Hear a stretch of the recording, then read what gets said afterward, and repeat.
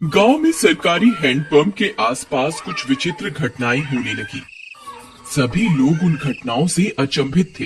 अरे दीदी, का तुम रात सुने रही? ये हैंडपंपवा खुदे चलत रहा। राती 12 बजे भला कौन पानी भरे आई? हमें तो बहुत डर लागत बा।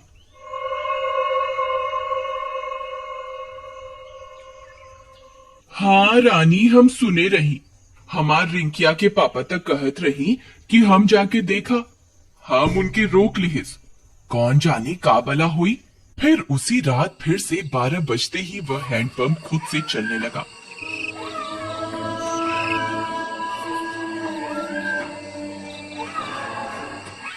सभी गांव वाले सुन रहे थे, पर किसी की हिम्मत नहीं हुई कि जाकर देखे। फिर सुबह होने पर, अरे मीना दीदी, चला हो, हैंडपंपवा पर पानी भरे के। हमें अकेले जाते डर लागत बा। फिर वे दोनों हैंडपंप पर जाती हैं। वहां पहुंचकर उनकी आंख फटी की फटी रह जाती है।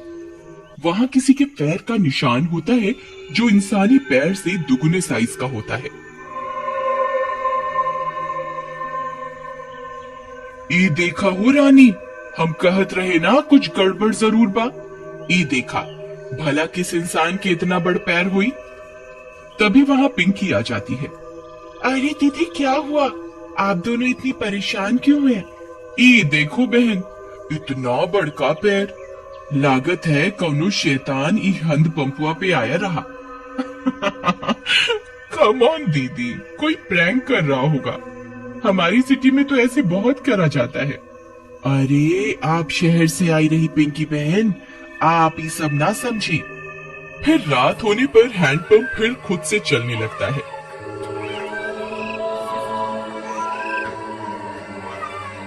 मम्मी, मैं जा रही हूँ हैंडपंप के पास। मैं अभी सबक सिखाती हूँ इस नमूने को। फिर जैसे ही पिंकी वहां पहुंचती है, वह दंग रह जाती है। वहां 2 सिर की एक चुड़ैल हैंडपंप चला रही होती है।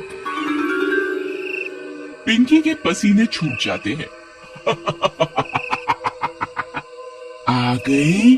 बहुत इंतजार कराया तुम गांव वालों ने। 2 दिन से कोई खोपड़ी खाने को नहीं मिली।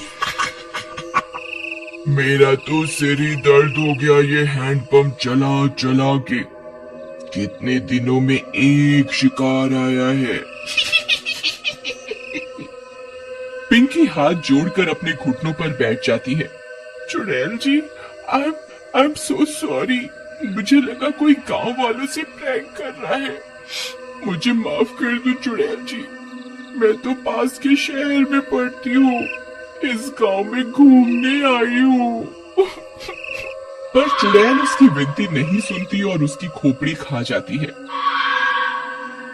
फिर अगली सुबह, अरे मीना बहन, देखा तो आज तो यहाँ खून भी पड़ा बा। कौनो अनहोनी हो गई लागत बा। तभी पिंकी की माँ वहां आ जाती है।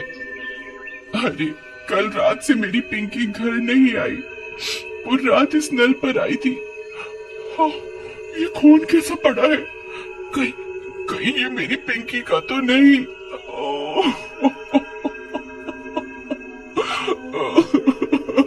अरे भौजाई, हम उसे कल ही कह रहे कि ज्यादा लेक्चर का झाड़ो। लगता है उसके साथ कुछ गलत हुई गवा। थोड़ी देर में झाड़ियों में उन्हें पिंकी की सिर कटी लाश दिखती है।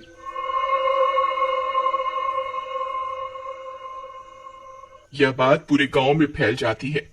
सब फैसला करते हैं कि अब से इस हैंडपंप पर कोई नहीं आएगा। फिर रात होने पर वह चुड़ैल फिर से हैंडपंप पर आकर उसे चलाने लगती है, पर कोई नहीं आता।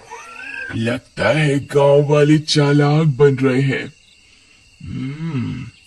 इनको किसी और तरकीब से बुलाना होगा, नहीं तो हम भूखी मर जाएंगी। हाँ, पर करें क्या? रुक जा मेरे जुड़वा सिर, अभी तुझे किसी खोपड़ी का स्वाद चखवाती हूँ। फिर वह चुड़ैल पिंकी के घर के पास पहुंच जाती है। वहां जाकर चुड़ैल पिंकी की आवाज में उसकी माँ को आवाज देती है। मम्मी, मम्मी, दरवाजा खोलो मम्मी। मम्मी। पिंकी की आवाज सुन उसकी माँ झट से दरवाजा खोलती है। वह बाहर चुड़ैल को देख पिंकी की माँ कांपने लगती है। पिंकी, ये तुझे तुझे तु, तु, तुझे क्या हुआ? चुड़ैल की एक खोपड़ी अपनी लंबी जीभ से पिंकी की माँ को जकड़ लेती है। मैं कोई पिंकी विंकी नहीं। तेरी पिंकी तो कब की हजम भी हो गई होगी। अब तू मेरा खाना बनेगी मूर्ख औरत। फिर चुड़ैल उसकी खोपड़ी काट कर निकाल लेती है और उसे खा जाती है।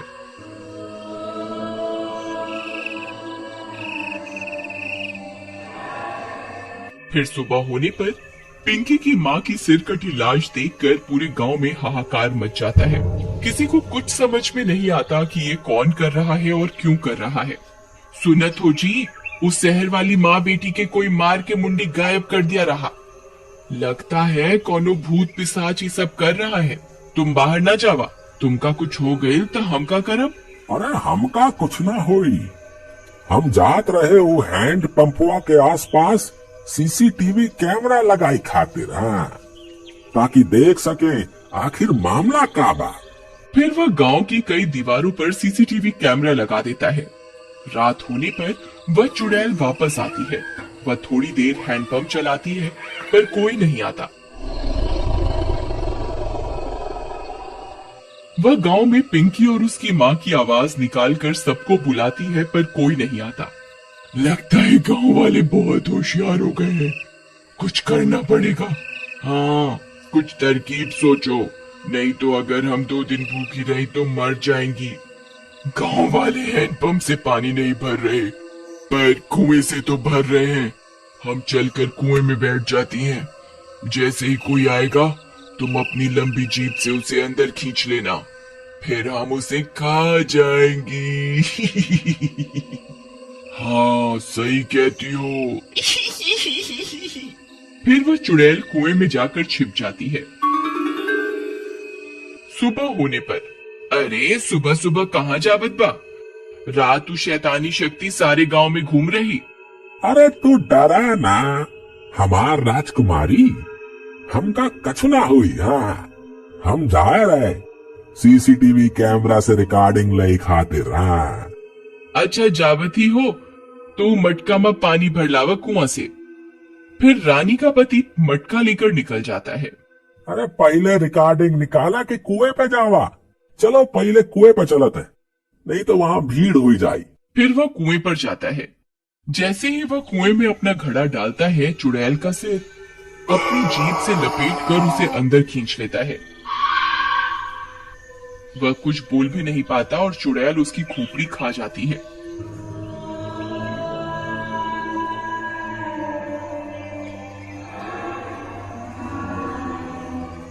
कुछ देर में गांव वालों को उसकी सिर कटी लाश कुएं में दिखती है।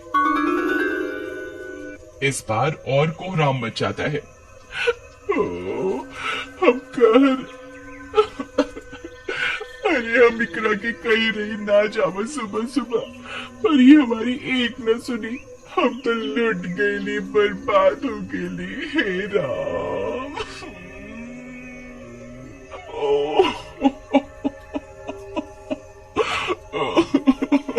पर तुहार पति सुबह सुबह आया क्या करने रहा? फिर रानी ने बताया कि उसके पति ने सीसीटीवी कैमरे लगाए थे गांव में, जिससे यह पता चल सके कि आखिर मामला क्या है।